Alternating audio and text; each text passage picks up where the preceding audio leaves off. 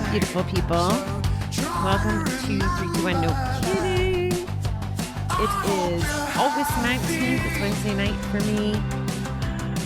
Just been a hectic day. So if I am talking fast, it's because I still have places to go. And I got class tonight, and I'm going to go try to sneak Zumba in before class. And I'm in go mode.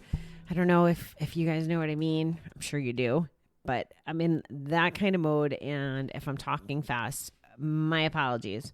And hopefully I won't yawn tonight because I'm in this frantic kind of go mode. So it is August, and it's getting late in the month, and I've been promising you step 8. So we are going to start working on Gamblers Anonymous step 8 tonight. I'm going to remind you of step 7, which is humbly ask God of our understanding to remove our shortcomings. And then step 8. Made a list of all persons we had harmed and became willing to make amends to them all. So I'm going to read the literature tonight, and if you want to work alongside and maybe write your list, if you're doing the step work, like actual doing the step work, or be thinking about your list, and we'll get into some of the questions, tomorrow and probably Friday, because there's a lot of questions. So we'll just see what shows up for us and go with the flow. Okay, so made a list of all persons we had harmed and became willing to make amends to them all. That's step 8. In your 4th step inventory, you made a list for the improper actions that you did as well as the good, constructive accomplishments. In step 6, you made a list of character defects. Now, step 8 asks you to make yet another list. This one is to identify all of those you have harmed, then to become willing to make amends to them all. First on the list, put yourself. You should have no doubt whatsoever with this choice. You've harmed yourself spiritually, mentally, emotionally, physically, and financially. I love that they call that out and that they're putting you first. So I think it was last night that we were talking about the shame and how Joel Osteen's book talked about forgiving us, and instead of it being shame on us, it's shame off of us. This is where it starts. This is the piece where you get to do that work and help let it go. Have you harmed your family, fellow workers, employer, church members, or anyone else? What is harm anyway? Harm seems to be abusing others and taking them from the right to lead their own lives. Family members loved us and we were unable or unwilling to return that love. I told you I'm in go fast mode. I'm sorry. I'll slow down just a little bit. Perhaps instead we failed to provide adequately for them. Was this stealing? Perhaps as the addiction progressed, we stole anything we could from our family and from anyone that was available. When I was going to the rooms more actively, and we were there was a journaling Monday night meeting that I used to go to in Kansas City. And we talked about this way earlier in the show too, but this stealing from your family, I want you to think about this as more than just money. We steal money, but are we stealing memories? Are we stealing time by not being present? Are we stealing opportunity when we're gambling? If we lose a job because we've been gambling, have we lost an opportunity to move our family into a bigger house, or, to send our kid to private school, or whatever those things are? So some of what we have stolen may or may not be tangible. I just want you kind of thinking about that. Because we're going to forgive all this stuff. So I want you to make sure you identify all that stuff we need to just get rid of. One thing is certain. We stole time, and this never can be regained. Oh, I didn't even see that coming.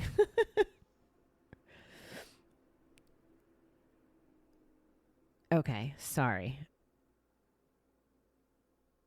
Perhaps as the addiction progressed, we stole anything we could from our family and from anyone that was available. One thing is certain. We stole time, and this can never be regained. Money problems will eventually be worked out, but the time lost is gone forever. With the help of our higher power and the program working, one day at a time, we never again will lose time or money unless we choose to return to gambling. The choice is ours. to gamble and risk progressive deterioration, or not to gamble and develop a better way of life? Did we lie? To whom and how much did we lie? Good judgment in making this list is vital. Do not assume harm. Look at each instance and list if you feel you did harm to another. A good yardstick is to ask yourself whether omitting a name might later return to bug you. If yes, add that name. Let's say you wasted many hours at work as you waited and prepared your gambling actions. Now, in your new way of life, you can show your boss someone with a clear mind who can work properly, giving more than expected. I agree, guys. Like, let's make this list as thorough as possible. It's not make up bullshit, but like, let's make up the list and, again, address this. And if we're on a path to recovery and we're moving forward in life and we're starting to apply those principles of a bet-free life that is filled with, trying to make the right choices, not perfect choices, just trying and growing and moving forward. If that's where we're at, we shouldn't have this same list through time. We should be able to address it, work through the steps of this part, and then progress on to life. If that's the method you're choosing to recover. So that's where I'm at on that. If goods or money were stolen, all should be returned in a practical manner. A second story man can hardly return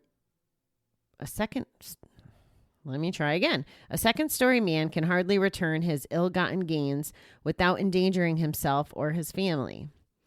But he might leave money in an unmarked envelope to atone for the theft. So I guess a second story man, I remember us looking up this when this first came up. Evidently, it sounds like it's someone who stole but can't really call out their own identity. So these harms should be listed. The method of making restitution will be determined in the step which follows.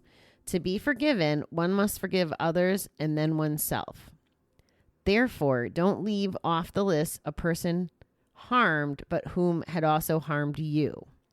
The entire aim is to set right the harm one has done. Nothing else matters.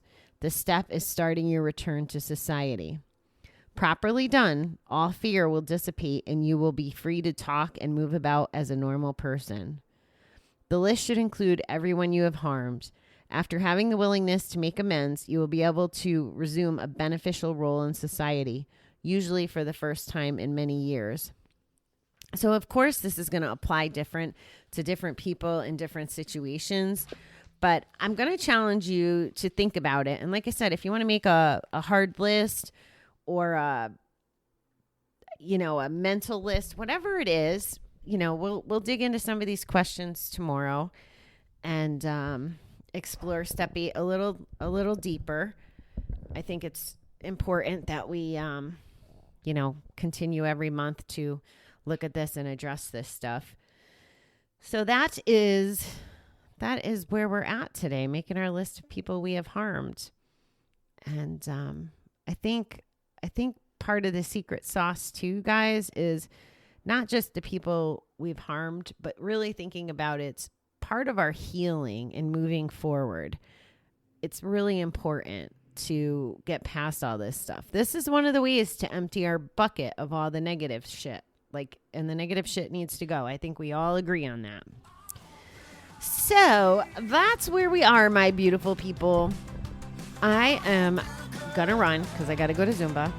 And I will be back in the morning. Thank you for listening. I totally appreciate you. Have a good night.